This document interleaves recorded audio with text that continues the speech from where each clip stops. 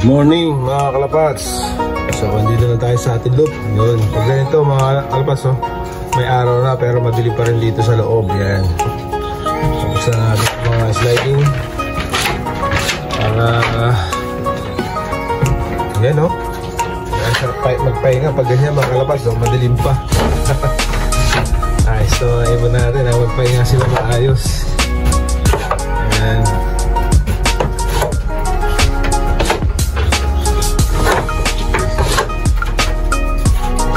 Good. Gusto natin yung ilaw mga kalapats. Ayan sila. So, ito rin sa kabila. Ayan. So, ang kagandahan lang po dito sa ganitong style mga kalapats, ito para may condition na maayos. Makita mo kung ano yung bawat isang ibon, yung mga graphics nila, good ba or bad. Ayan mga kalapats, so good kasi buo-buo na may kulay puti sa taas.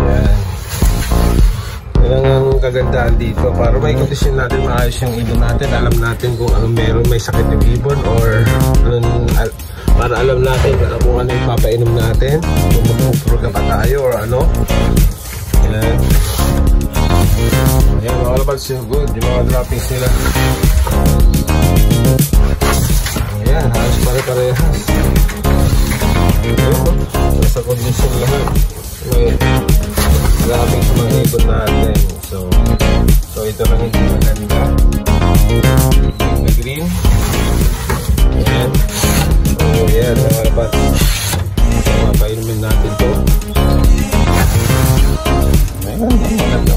Ito maganda kasi naman basta may kain ng Taiwan soil, magiging pula po yan. Yan hindi iba kasi yung mga kinain nila kagabi tulad ng fish. Ayan. So ito hindi rin masyadong maganda yung droppings nya. So good naman kasi may puti dito sa taas. Ito then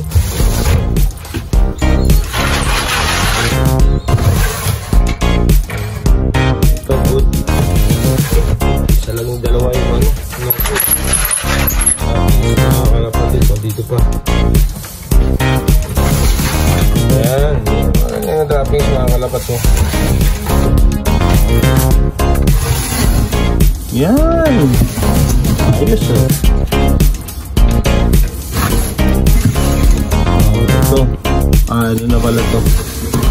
Yan na yan, 7-11 mga breeder natin yan.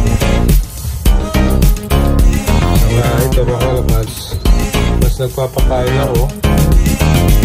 Bawat isa, kinakapa ko sila kung sino ba yung payat, kung sino payat, kasi maraming ano ako pinapakain. Yung tama na yung katawan, so pukuntihan natin yung kanila. Gumagamit po ako ganito para alam nyo naman, para sample lang to mga kalapats. Gumagamit ako ganito, pinakatakal ko po bawat isang mga ano nila mga kalapats. So once na payat po yung ibon natin, yan, sample lang po mga kalapats. Ayan, may takalan na po kung ano yung pag mag-training na po sa track mga kalapats, dito na po sila hanggang tuloy-tuloy na po yan hanggang sa derby. So kailangan natin yung mga ano ng ibon natin, medyo mag-add sila na bilog para may condition natin maayos mga kalapats. So ganyan na mga ginagawa namin, halos lahat ganito dito sa mga ganyan po yung mga ano meron po dito sila, lalo na yung mga selected breeder nila mga kalapats. Sila nakapokus na kasi ano naman yun, yung bagay mga ganun na may second sila, alam mo na ibig sabihin na mga kalapats. Kasi yung mga nakita na may nakita sila sa ibon na inaasahan nila na makauwi po sa kanila. Kaya lang sa iba po mga kalapats talaga ganun din sa hirap po ng reality dito sa atin, sa amin mga kalapatid, talagang may iba din, talagang bumibigay din yan, bumibigay na yung ibon kahit gano'n mo gawin mo sa ibon. Pati ng race, iba na po kasi race dito, talagang mahirap po talaga sa dagat. So ang difference po nun, pag hindi hindi ka kaya, nasa kondisyon na po yan mga kalapats. Paano mag-kondisyon yung ibon mo sa derby. Mga ibon natin. natin. Sa mga good yung mga katawan nito mga lapas eh. Malagay wrapping siya. Ito yung mga selected yung mga lapas sa dalawa. Kapatid. Ito. Pagpinsan. May lahi ito kasi yung ano na ito. May Jansen to eh. Nakakos na Jansen to mga lapas. Sa new line ng Mentor ko. Yan. Pure Jansen natin. Yan. Ito lang po yung mga selected natin. Ayun dito. Yan. Sa ito Pure Jansen sa Simbrick. Yan. Morning guys. Yan. Yan lang yung si ano mga lapatids. Ito lang mga ginagawa ko pagdating ng derby na. So dito na ako nagpapakain. So tinitraining ko na sila paano sila pumasok sa kanilang kwarto bawat isa mga lapat. So dito na ako nagpapakain. Tapos para pagdating naman ng pag-training ng mga lapat eh, hindi mo na isa-isahin pa na papain mo naman ng vitamins, papainin mo ng mga mais, ay ng mais kasi pag ano magkaiwalay na po yung mais sa ano mga lapats. Pag-training na kung mag-ilan yung bibigay mo mais. Yan. Kasi mahirap kasi matunaw pag sa ano na mga lapatis yung pag araw-araw ko mag-training. Once na mayroon pang patok, may laman pa yung butsi niya sa umaga. So di mo na may ano may lalagay sa truck. Kasi may laman po yan kasi hirap ba yung ibon lumipad. Ang loading po namin dito meron sa umaga, meron sa gabi. Kung gusto mo naman hindi mapagod yung ibon mo para dito sila magpahinga, so gigising ka ng maaga, mga alas 5 para mag-loading ka na. Sa gabi naman mga lapatids, ang difference lang po ng ano, doon sila matutulog sa truck. Tapos sabay biyahe na diretso na sa ano, kung saan yung release area mga lapatids. Yan. So minsan ginagawa ko kasi once sa gabi po mga kalapatids, wala pong bayad. Sa umaga bayad, magbabayad ka pag sa truck na mga lapads.